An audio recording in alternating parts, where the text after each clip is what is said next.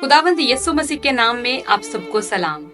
Bible मुकद्दस महज एक किताब नहीं, बल्कि ये खुदा का लापता, ला तब्दील और लासानी कलाम है।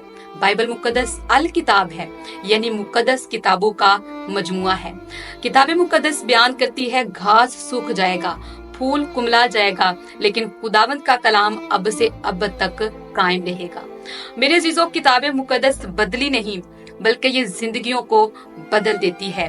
बाइबल मुकद्दस की तालीम, बाइबल मुकद्दस के मज़ामीन की अहमियत और वुसअत और बाइबल मुकद्दस के मुसन्निफ यानी खुदा की शान और शौकत और खुदा की हशमत और बुजुर्गी के बायस ये दूसरी किताबों से ऐसे ही सरबुलंद और सरफराज है जैसे आसमान जमीन से बुलंद है। लफ्ज बाइबल जो है ये बिबलौस से अखज किया गया है। मुकद्दस मत्ती रसूल ने अपने इंजीली बयान के आगाज में लफ्ज बिबलौस को यूनानी जुबान में इस्तेमाल किया, जिससे लफ्ज बाइबल को अखज किया गया। जैसे बाइबल मुकद्दस खुदावंद का कलाम है, वैसे ही लफ्ज बाइबल जो है ये भी खुदावंद के कलाम से ही अखज किया गया है।